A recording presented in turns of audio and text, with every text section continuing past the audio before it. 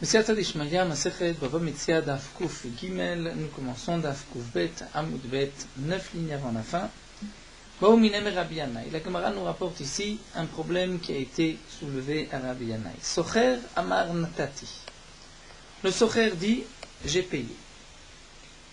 Rashi nous explique, le Socher dit, j'ai payé le prix de l'année. C'est-à-dire le Socher, celui qui a loué cette maison, dit, j'ai payé pour toute l'année. Ou maskir omer lo natalti. Et le maskir, le propriétaire de la maison, il dit non, je n'ai rien reçu, je n'ai rien pris. Almil aviraya, c'est à qui d'apporter une preuve. Est-ce au maskir, c'est-à-dire au propriétaire d'apporter une preuve qu'il n'a pas perçu d'argent, ou au socher de montrer qu'il a payé. La Gemara demande Emat. Quand est-ce que se pose la question? Ibetorz-mano, tanina, si c'est betorz-mano, c'est-à-dire pendant la période où il doit cet argent, c'est-à-dire lorsque le temps de paiement, le moment du paiement n'est pas encore arrivé, tanina, nous l'avons enseigné comme nous allons le voir. C'est-à-dire, nous explique Rashi, la srigout, la location ne se paye qu'à la fin. En srigout et la mishtalemet et la besof. Donc à la fin, c'est le dernier jour. Donc si c'est betorz mano, c'est-à-dire pendant la période de location, nous allons voir Tanina que certainement il n'a pas payé. Il est achar zmano, si c'est l'achar zmano, après le zman, c'est-à-dire une fois que la srirout s'est terminée, Tanina. Nous l'avons aussi enseigné. Nous avons déjà une Mishnah, d'Itnan, c'est marqué Meta'av betor shloshim, à propos du Pidyon Aben. Un homme est mort et il a laissé un enfant qui vient de naître, son premier-né, et on ne sait pas est-ce que l'enfant a été racheté ou pas. Betor shloshim yom, pendant les 30 jours. C'est-à-dire si l'enfant n'a pas encore 30 jours, le Pidyon Aben doit se faire après le 30e jour. Mecheskat shelon nifte, si le père est décédé pendant les 30 jours, nous avons une chazaka certainement que l'enfant n'a pas été racheté. Jusqu'à preuve du contraire, jusqu'à ce que l'enfant apporte une preuve qu'il a été racheté. Si c'est après 30 jours que le père est décédé, on peut être sûr qu'il a été racheté, jusqu'à ce qu'on lui dise, que ses voisins lui disent, nous savons que ton père ne t'a pas racheté, parce que ton père nous a ordonné avant de mourir, nous a demandé de te racheter. Rashi nous explique que c'est une Mishnah donc dans Masechet Bechorot, et la raison pour laquelle pendant les 30 jours il n'a certainement pas été racheté, c'est comme on dit Alvaï Shifra Adam Chovo Bizmano, Alvaï qu'un homme puisse payer sa dette en son temps, c'est-à-dire le jour où il doit payer, à la fin des 30 jours. Mais pendant les 30 jours, on est sûr qu'il n'a pas payé sa dette. Donc l'enfant n'a pas été racheté, c'est à lui de se racheter un Kohen. Lorsque le père ne l'a pas fait, c'est l'enfant qui doit se racheter. Si on est après les 30 jours, certainement que le père a déjà accompli la mitzvah, l'a racheté en son temps, jusqu'à preuve du contraire. Donc nous voyons que de cette Mishnah, on pourrait répondre à la question de Rabbi Yannai, si Rabbi Yannai nous parle pendant la période Betorz Mano ou la Achar Zmano. Betorz Mano, on dit que certainement il n'a pas payé la srirout. La Achar Zmano, c'est-à-dire une fois que c'est terminé, une fois que la srirout est terminée, il devait cet argent certainement qu'il a payé. L'Otzricha, donc la Gemara nous explique et nous répond. Ici on parle dans le cas Beyoma de Meshlam Zmané. Le jour où on termine la srirout. Et comme nous explique Rashi, donc l'après-midi, le propriétaire vient lui réclamer l'argent, et le locataire dit, mais je t'ai payé ce matin. Alors, mi avidini je dépara beyoma de mishlam zimne. Est-ce qu'un homme rembourse le jour où se termine, mishlam se termine le temps, c'est-à-dire il doit payer à la fin de la srirout. Donc le dernier jour, lorsque se termine la srirout, il doit payer. Est-ce qu'un homme a l'habitude de payer le jour même, le matin, olo ou non, il attend la dernière minute?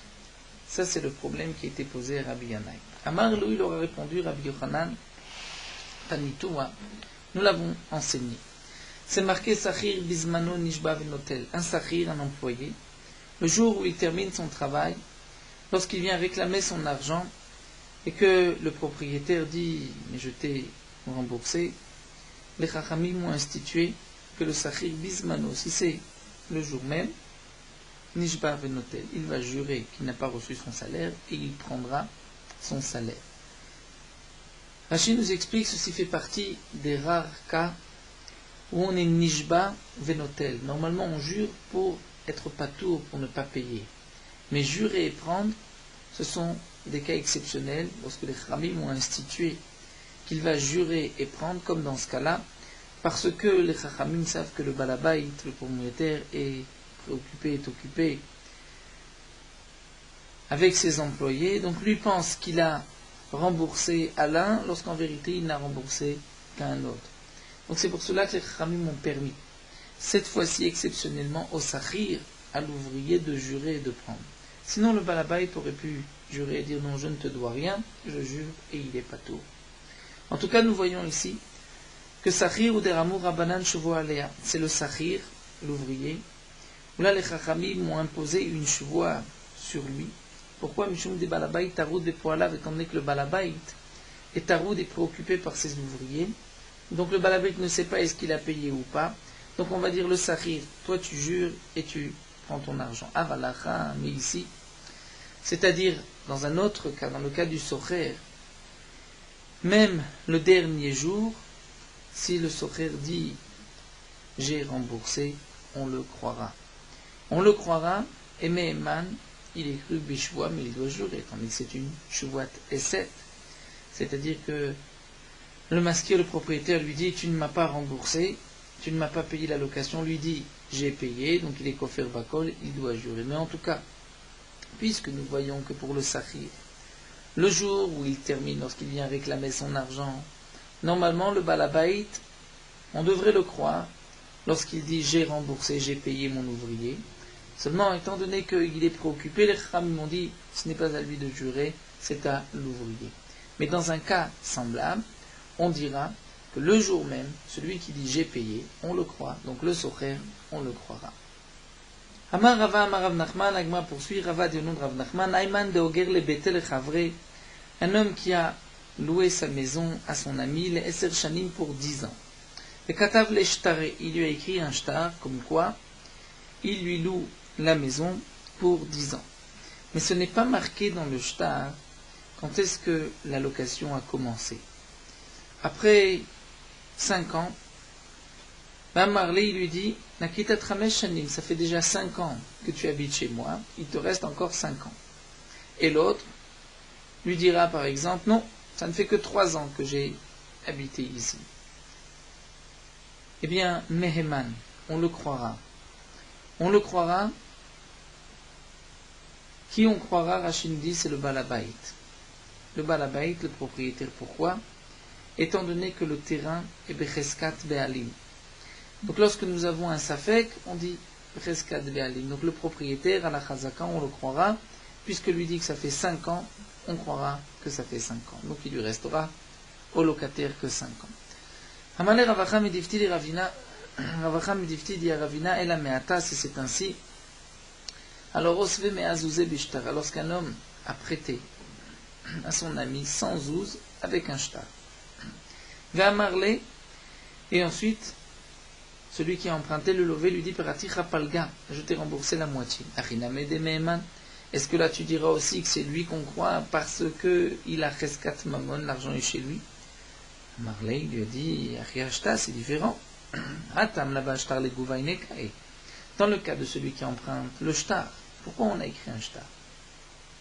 Pourquoi a-t-il écrit qu'il lui a prêté 100 zouz? C'est les Gouvainekae, pour qu'il puisse ensuite récupérer son argent.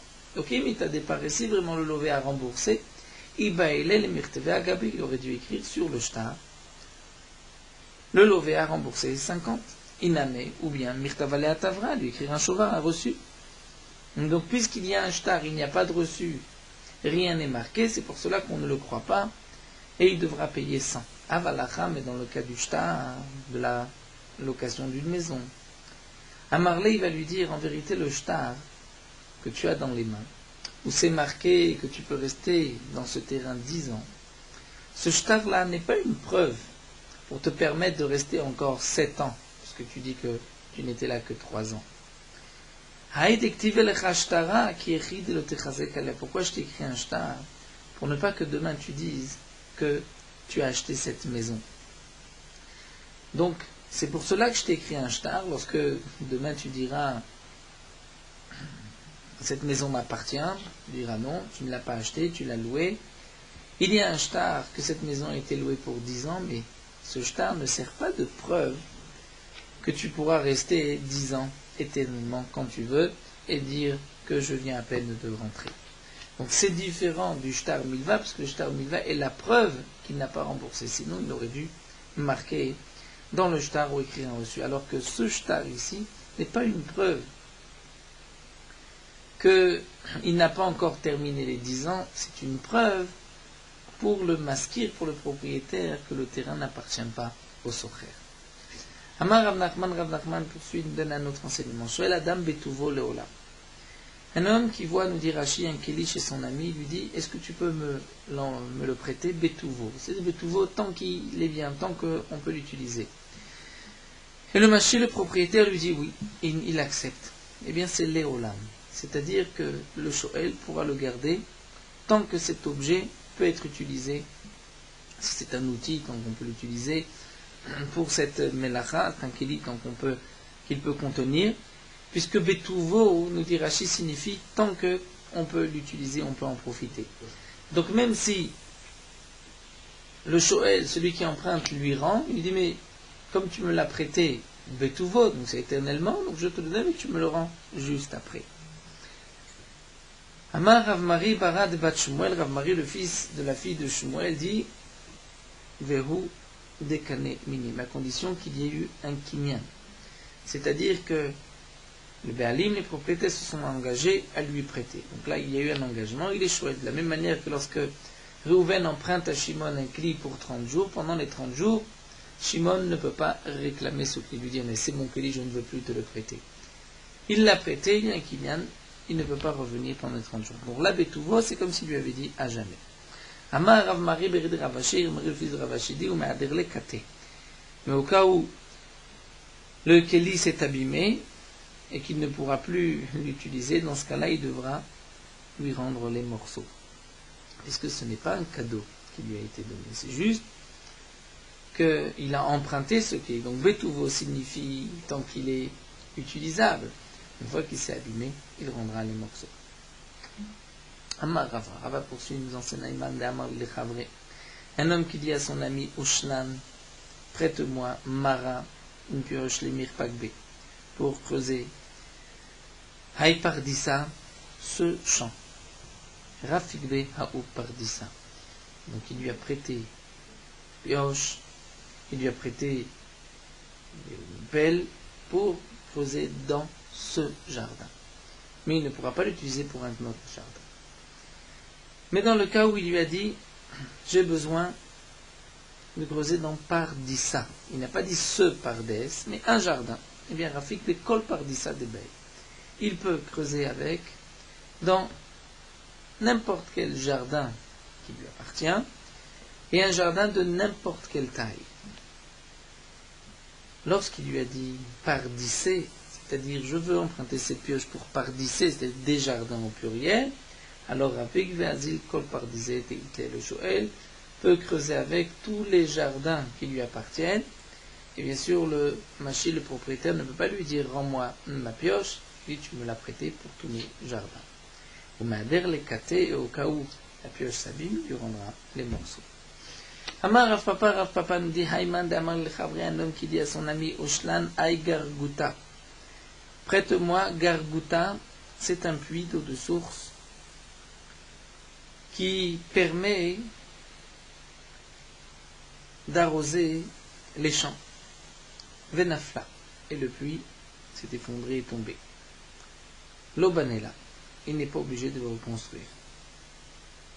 C'est-à-dire que, nous explique Rashi, si le propriétaire le reconstruit et que le Shoel lui dit mais tu me l'avais prêté à jamais, donc ça veut dire pour toi, il dit non, je ne t'ai prêté que le puits qui était devant nous, mais une fois qu'il s'est écroulé et que j'ai reconstruit un autre, ce n'est pas le même, donc tu ne peux pas le prendre. Dans le cas où il dit Gargouta, est-ce que tu peux me prêter Gargouta un puits, Venafla, et que ce puits s'est écroulé, Banela, il va le reconstruire, c'est-à-dire que ce puits et l'eau qui est à l'intérieur lui est prêtée pour qu'il puisse arroser tous ses champs. Dans le cas où il a dit Begargouta, c'est-à-dire prête-moi Begargouta, c'est-à-dire un endroit, nous dit Rashi, pour pouvoir creuser un puits. Bien, Karev et Azil Kama Gargouté Bari, il peut creuser autant de puits dans le terrain du propriétaire, jusqu'au moment Adémitramele qu'il puisse trouver un puits convenable. Donc il pourra creuser puisqu'il lui a permis de prêter un endroit où on peut creuser un puits. Donc un endroit où on pose un puits qui restera, qui tiendra. Donc il peut creuser et essayer tout le champ. Mais à condition qu'il lui ait un acte d'engagement, afin que le mash'i, le propriétaire, ne puisse pas revenir en arrière. Donc là, nous voyons que lorsqu'un homme emprunte un objet, pendant la période où cet objet est emprunté par le shoel, le machine ne peut pas lui dire « rends-moi l'objet, je change d'avis, je veux le reprendre ». Tu l'as prêté pour tant de temps, tu dois le laisser chez le shoel pendant cette période.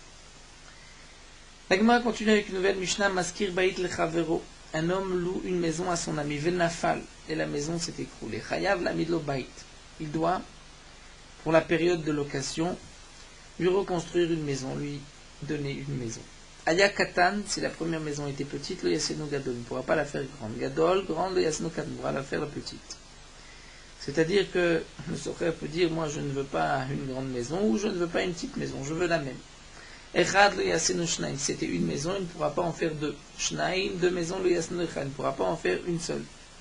Il doit reconstruire la même maison. Lo Yifrot Minachalonot, il ne doit pas diminuer des fenêtres, que le Yosif Aleem et ne pas en rajouter. Il a Midat Shnaim, il faut que les deux soient d'accord, c'est-à-dire même le Socher, même le locataire. Echidame demande à Gemara, de quel cas il s'agit. Idamar le Baïd, c'est-à-dire dans quel cas, lorsque je loue une maison, si la maison s'écroule, il doit me donner une autre maison. Si il lui a dit Baïd, cette maison je te loue, alors Nafal, cette maison s'est écroulée. Azele, il l'a perdue. C'est comme on dit, Mazalo Garam, c'est son Mazal.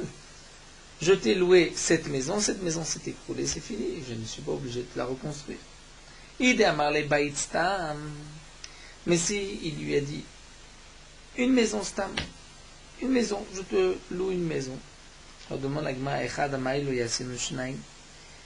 Pourquoi, si c'était une maison, il ne peut pas en faire deux? Ou Katan Amaïlo Yasenu Gadol, une petite pour une fois en faire une plus grande. Étant donné qu'il lui a dit Baïd Stam, une maison. Donc une maison, peu importe la taille de cette maison. Auparavant, tu avais une petite maison, maintenant je vais en faire une grande. C'est une maison. Amaresh Lakish, Resh Lakish lui dit d'Amarle. Parce qu'il lui a dit Baïd Shani Maskir Lecha Midatorko Karvekar. Lorsqu'il lui a loué la maison, il a précisé. La maison que je vais te louer, voici ses mesures. Kar vekar. Et Ari, alors c'est ainsi, Maïle Memra. Quel est le chidouche de dire qu'il ne peut pas changer la superficie, grande, petite, grande, une, deux, étant donné qu'il lui a précisé, voici la superficie, la taille de la maison, donc il est évident qu'il ne peut pas changer. Elle, alors, elle reprend, qui a été Ravin Amaresh Lakish. Ravin explique le Amaresh Lakish d'Amar les Baït Kazé Animasker. Il a dit une maison comme celle-ci, je te loue. Et donc c'est pour cela qu'il doit lui refaire la même maison. Yarkatema il est memra, et l'agma continue, mais malgré tout, quel est le chidouche? Et l'agma répond, l'otsricha, voici le chidouche. De Kaya Gouda de Nahara. Parce que cette maison se trouve au bord du fleuve. Et Rashi nous dit, c'est un endroit chachouv, important. Maoud et Tema, j'aurais pu croire que Maïkazé de Kaya Gouda de Nahara. Donc lorsqu'il lui a montré une maison, il lui a dit, je te loue une maison comme celle-ci. J'aurais pu croire que puisque cette maison se trouve sur le bord du fleuve, donc cette maison qui est importante, les gens sont makpidim. Donc j'aurais pu croire Maïkazé, c'est-à-dire une maison comme celle-ci qui se trouve au bord du fleuve. Mais ça ne veut pas dire une maison comme celle-ci qui a les mêmes mesures. Kamash Manan que non. que lorsqu'il lui a dit une maison comme celle-ci, cela signifie pas seulement son emplacement, mais aussi sa taille, sa grandeur, sa superficie. Donc c'est pour cela que c'était une petite maison, il ne peut pas en faire une grande, ou une grande ne peut pas en faire une petite. Hadran Alach HaShoel, on a terminé le Perek HaShoel, 8e Perek. Nous commençons un nouveau Perek, Perek Tish'i, 9e Perek de Baba Metzia, Mekabel Sadeh Mechaveru. Mekabel Sadeh Mechaveru, nous verrons dans ce Perek les dinim de celui qui reçoit, accepte le terrain de son ami. Et il y a deux formules, le haris, le métayer, le choker, c'est-à-dire, nous allons expliquer, le métayer, c'est celui qui va travailler dans le champ. Le champ appartient à Réhouven, Shimon devient haris. Shimon va travailler, cultiver le champ, moissonner, récupérer tout ce qu'il peut de ce champ, et il doit donner une partie au propriétaire, si c'est la moitié, un tiers ou un quart, en fonction de ce qu'ils ont convenu ensemble. Donc le haris va donner un pourcentage de la récolte. Lorsque ce terrain a donné beaucoup, donc le balabait recevra une grosse quantité de récolte, puisque c'est en fonction, pourcentage en fonction de ce que le terrain a donné. Si il s'agit d'une année où le terrain n'a pas donné beaucoup de fruits, eh bien le propriétaire ne recevra pas une grosse partie, puisque c'est toujours en fonction du pourcentage de ce que le terrain a donné. Alors que le choker, c'est celui qui prend un terrain et qui va payer une somme fixe à l'année, peu importe combien le terrain va donner. Si le terrain donne beaucoup, c'est lui qui va gagner. Si le terrain donne peu, c'est lui qui perdra. Donc, Amekabel Sadeh Mechavero, celui qui reçoit le champ de son ami, qu'il soit Haris, Nodirashi ou Choker, Chakerut, donc il paye au pourcentage, ou bien une somme fixe pour l'année, Makom Shenagu Liktsor Yiktsor, dans un endroit où l'habitude est de couper, de moissonner la récolte et de couper le blé, Yiktsor il devra couper. Mais là, accord, dans un endroit où l'habitude est de déraciner les épis, avec le racinier, accord, il devra déraciner. La Chosh Acharav Yachosh, lorsque l'habitude est de labourer le champ, après avoir moissonné ou déraciné le blé, eh bien il devra lui aussi labourer. Quel est l'intérêt de labourer le champ après la moisson? C'est que pour ainsi renverser les racines des mauvaises herbes, pour que ces mauvaises herbes meurent, et qu'il n'y ait pas de mauvaises herbes lorsque par la suite il viendra semer son champ. Donc la Mishnah nous dit Akol ki minag amdina, tout dépend du minag du pays, et le mekabel, le haris ou le choker se doit de faire comme c'est le minag. Keshem shecholkim batvoa, de la même manière qu'ils vont partager la récolte, car cholkim bateven, ils vont aussi partager la paille. Ou bekash. Quelle est la différence entre teven et kash? On traduit généralement teven la paille, kash aussi la paille, mais lorsqu'on trouve dans la même Mishnah teven et kash, on ne peut pas traduire les deux par la paille. C'est pour cela que Tosfot nous explique teven et kash. Lorsque l'on moissonne le blé, on coupe l'épi du blé. Donc il y a une partie de la tige où se trouvait l'épi, le blé. Lorsqu'on enlève le blé de cette tige, cette partie est appelée, nous dit Tosfot, teven. La partie qui est restée rattachée au sol est appelée kash. Donc on va dire d'une manière générale la paille, mais nous avons donc les différences entre teven, c'est la partie supérieure de l'épi, et kash, c'est la partie inférieure. Donc, de la même manière qu'on partage le blé, on partage aussi teven et kash. Keshem shecholkim beyain, de la manière qu'on partage le vin, kach cholkim bezmurot, on partage aussi les serments de vigne, ou be kanim, kanim ce sont les roseaux qui permettaient de soutenir les vignes. Donc les vieux, lorsqu'on venait l'échanger, ces roseaux, ces couteurs, on le partageait, Veshnem, et les deux Mesapkim et Takanim devaient donner de nouveaux kanim, de nouveaux roseaux pour pouvoir maintenir la vie. Donc nous allons reprendre cette Mishnah, la Gemara va l'expliquer. Tana, nous avons une braïta qui nous dit d'abord Makom Shenagu Liktsor et Norachai Laakor, dans un endroit où le minag est de couper la récolte, pas de la déraciner. On n'a pas le droit de la déraciner. Laakor, c'est le minag de la déraciner, Norachai Liktsor, on ne peut pas la couper. Veshnem Ma'akvim Ze Alze. Et les deux, aussi bien le propriétaire que le haris, peuvent me'akvim, c'est-à-dire empêcher l'autre de ne pas accomplir ou de changer, on va dire, le minag. C'est-à-dire que si le minag est de déraciner, on devra déraciner. Si le minag est de couper, on devra couper. Donc, eno rachai, l'iktsor, si le minag est de couper, eno rachai l'accord, il ne pourra pas déraciner.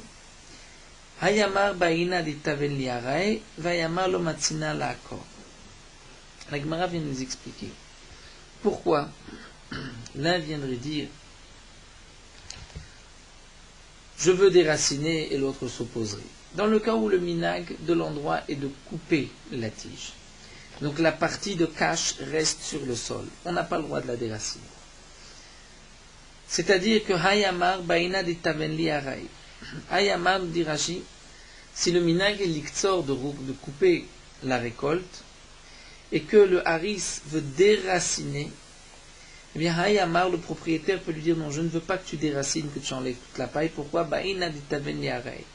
Je veux que ce cache, cette paille qui est encore attachée au sol reste, afin qu'elle pourrisse et que cette paille soit l'engrais de la production de l'année prochaine. Hayamar lomatsina. Donc Rashi nous explique lorsque le haris veut lui couper et le balabait lui demande de déraciner, eh bien le haris peut lui dire non, je ne veux pas déraciner parce que le matsina c'est difficile, je préfère couper, c'est plus facile. Eh bien le balabait ne pourra pas l'obliger étant donné que le minag c'est juste de couper. Inversement, là encore, si le minag est de déraciner, et non si le haris veut couper, il ne pourra pas. Ou si le balabait lui dit je veux que tu coupes, il ne pourra pas. Pourquoi? C'est-à-dire dans le cas où le minag est comme nous venons de le voir qu'il faut déraciner, et c'est le haris qui veut juste couper pour ne pas se fatiguer, bien le balabait peut lui dire non. Je préfère que ma terre soit propre, elle n'a pas besoin de zével, donc je ne veux pas que tu laisses, je veux que tu déracines. Et il a gain de cause. Étant donné que c'est comme le minag.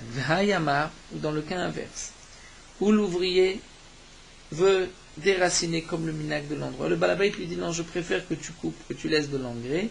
Et hay amar, le haris peut dire inativna. J'ai besoin de teven, c'est-à-dire de paille pour mes bêtes, et donc je ne veux pas laisser cette paille sur le champ, je veux la déraciner, il a gain de cause, étant donné que c'est le minag à Makor. Alors l'agma continue, pourquoi la Braïta nous dit Vishne Magvin Zalze, l'un pour empêcher l'autre de ne pas accomplir le minag. La Mali, pourquoi nous venons déjà de le dire, qu'est-ce que la Mishnah rajoute? La Gemara explique Mata'am Ka'amar. Braïta vient nous dire quelle est la raison. Mata'am Liktsor Nurachai Lakol Lakol Nurachai Liktsor. Pourquoi lorsque le minag c'est de couper, on ne peut pas déraciner, ou de raciner, on ne peut pas couper, Mishum Dishne Magvin Zalze, parce que les deux ont chacun peut avoir dans chaque cas une raison de garder le minag de l'endroit, et donc c'est pour cela qu'on ne peut pas changer le minag. Et comme nous l'avons vu, parfois le minag est en faveur de l'un, parfois en faveur de l'autre. Lorsque le minag est l'achosh acharav, de labourer après la moisson, et achosh il faudra labourer pshitat, l'egma c'est évident. Si c'est le minag, on doit le faire. L'egma répond l'otzricha. On parle dans le cas batra de l'omenachashi, où on n'a pas l'habitude de désherber. Vazal yuvenachish, et le haris a été désherbé. Maudetema, on aurait pu dire. Amarli, il peut me dire, mais aïd nachishna. Pourquoi j'ai été désherbé à data de l'okerevnana? Parce que je ne voulais pas labourer après la moisson. Kamash malan que non, le balabait va lui dire, il les fouchés, tu aurais dû préciser à l'avance. Tu n'as pas précisé, tu es obligé maintenant de labourer. Et c'est marqué dans la Mishnah, Akol ki minag Medina, tout dépend du minag de l'endroit. L'agma demande Akol et Tuyimaï, c'est bon que chaque fois que la Mishnah dit Akol, tous les cas c'est Kol minag, le Akol vient inclure quoi? Les Tuyin dit l'agma de Tanura Balanski, marqué dans une braïta, Makom Shnagula Skiri la note al gabe karka. Dans un endroit où l'habitude est de louer les arbres en même temps que le terrain. C'est-à-dire lorsqu'il y a un champ sadé lavane, un champ où pousse le blé, sadé lavane, champ de récolte de blé, où le minag est que le haris va prendre aussi une part des fruits de l'arbre. Même s'il ne se fatigue pas pour les arbres, il n'a pas besoin de s'en occuper. Mais makom shenagul askir note le minag où il mange aussi des fruits de l'arbre, al gabe karka en même temps qu'il prend un terrain à Sadelavan, Maskirim, eh bien il prendra. Mais comme Shen Nagoula, Maskirim, dans l'endroit où ce n'est pas l'habitude, il ne prendra pas. Alors demande la Gemara.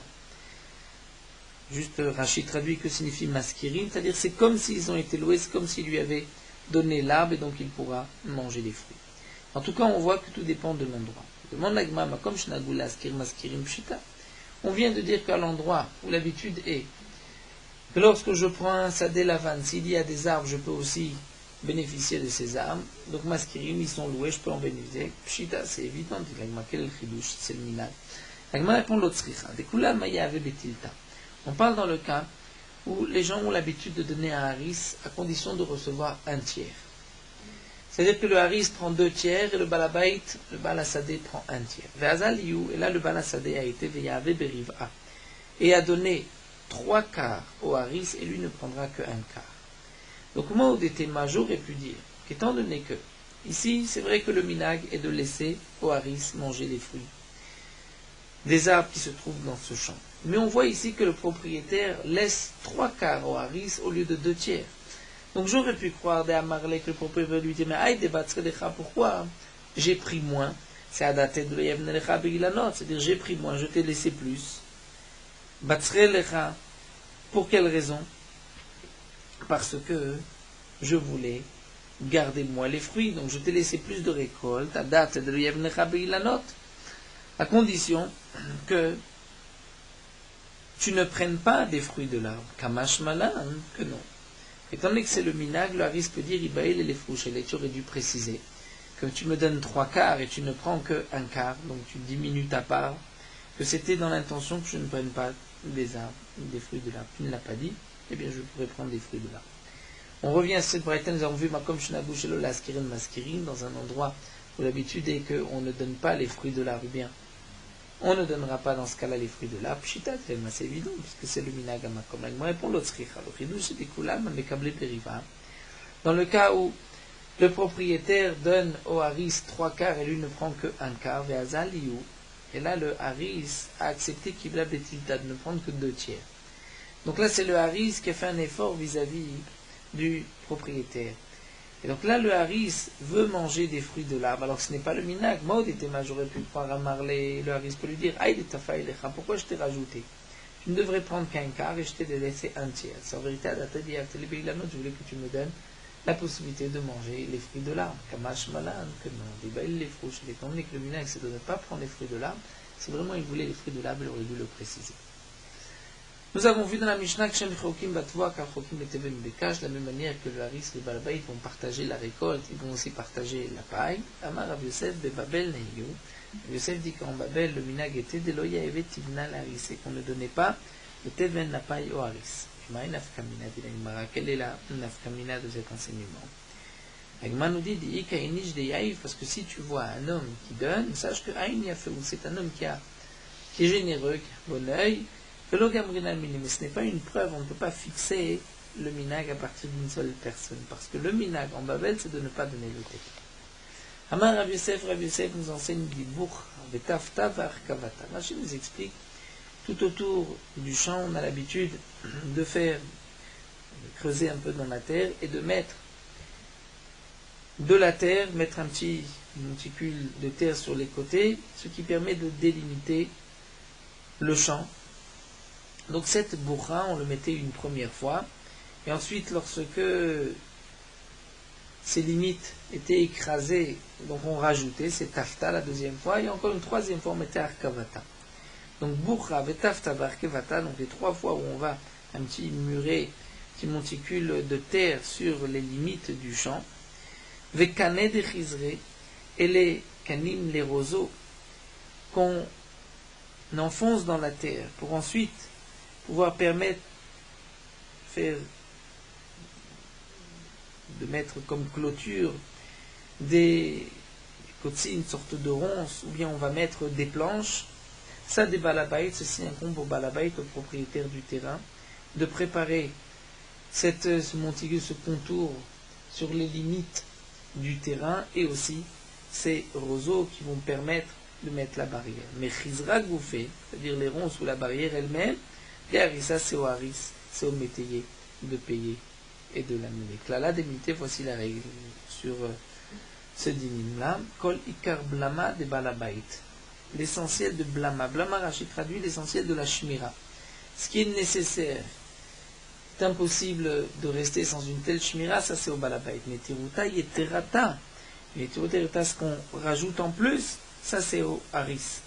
Puisque le haris recherche en vérité une facilité, puisqu'il met une meilleure garde. Donc ça c'est un comble haris. Le balabait doit faire le minimum. Amar Rav Yosef continue de nous enseigner. Mara, les avila, vedavla. Mara, c'est une pioche. Zavila, Rashi traduit par une pelle.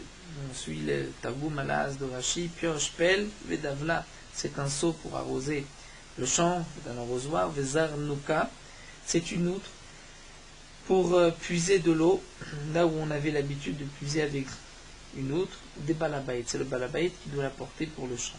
Harissa avid beyore. Mais le haris doit lui préparer beyore, c'est-à-dire que au bord du fleuve, ils avaient l'habitude de faire des sillons qui menaient jusqu'au champ. Et donc pour arroser le champ, il suffisait à côté du fleuve de verser de l'eau dans ce sillon et ensuite l'eau pouvait atteindre le champ. Donc ça c'est le haris qui doit le faire. Donc nous avons vu que de la même manière qu'on partage le vin, on partage aussi les branches, les samons de vigne et les canim et les roseaux. La Gemara demande canim, il y avait des tailloux, de quel canim il s'agit, de quoi on parle ici. Et la Gemara explique, Amre de Berabianai, canim amurlakim, shebaem amedim takfanim. Il s'agit des canim du roseau. Donc au début la Gemara demande mais de quel roseau il s'agit, on parle de vigne. Et la Gemara répond des roseaux qui ont été, on a enlevé l'écorce, qu'ils soient bien lisses, et qui servaient à soutenir les vignes. Donc lorsqu'on les changeait, les premiers canim étaient partagés entre le haris et le balabait. Du shnem et saprim et takanim, et les deux devaient donner les nouveaux roseaux. La Mali demande la Gemara pourquoi ceci est nécessaire de le rajouter, puisque nous venons de voir qu'ils vont partager les canim quand on les enlève, donc certainement qu'ils ont tous les deux participé à l'achat de ces canim. La Gemara répond Matam Kamar. La Mishnah vient nous dire quelle est la raison. Matam Shnem Cholkim et Kanim, pourquoi les deux vont partager les roseaux. Et Shum de Shnem et Saprim et Takanim, ce sont les deux qui ont payé le prix de ces roseaux, qui ont apporté les roseaux dans le champ, donc c'est normal qu'ils vont se les partager. Enfin, nous terminons avec le Rot Halacha, Daf Kuf Gimel. Un balabait qui engage un ouvrier pour un travail particulier. Un autre ouvrier, un poël, n'a pas le droit de se présenter au balabait et de lui dire « je peux moi aussi faire ce travail pour toi ». Et celui qui agit ainsi, c'est-à-dire qui vient présenter son travail lorsqu'il y a déjà un autre ouvrier, est appelé Racha. Racha puisqu'il vient chercher, il descend dans la Oumanou Travero. Donc c'est pour cela que le balabait qui a engagé, par exemple un homme qui va enseigner à son fils, un enseignant. Un autre enseignant ne peut pas venir se présenter au père et lui dire « est-ce que tu voudrais que j'enseigne à ton fils ?» Mais dans le cas où le balabait lui-même dit qu'il ne veut pas le travail de cet ouvrier, un autre ouvrier dans ce cas-là peut se présenter. Un ouvrier qui a discuté avec le balabait pour travailler tel ou tel travail, même s'ils ne sont pas encore arrivés à une conclusion, il n'a pas été encore engagé, ils n'ont pas encore fixé le prix ensemble, mais une autre personne ne peut pas au milieu s'interposer et proposer au balabait de travailler pour le balabait, et celui qui agira ainsi est appelé un rachat. On devra même proclamer dans les synagogues et vous dire que cet homme-là cherche à prendre le travail de son prochain, même si le premier n'avait pas encore fixé au balabait. Lorsque le balabait, c'est-à-dire un homme, a engagé un enseignant pour qu'il puisse enseigner et prendre ses enfants, notre balabait peut demander à l'enseignant de venir enseigner à son fils. Pourquoi ? Parce que l'explication d'une étude n'est pas la même par tel enseignant, et donc ceci est considéré par tel ou tel enseignant, et donc ceci est considéré comme une chose rare, que tel enseignant convienne à son élève. Donc les poskim nous disent que c'est seulement dans le cas où le premier Malabaï n'avait pas encore fixé avec l'enseignant, il n'y avait pas eu encore d'engagement de Kinyan, mais si le premier a fixé avec cet enseignant et a fait un Kinyan, ils se sont engagés, un deuxième ne peut pas prendre l'enseignant du premier. On parle bien sûr dans le cas où s'il enseigne à l'un, il ne pourra pas enseigner à l'autre.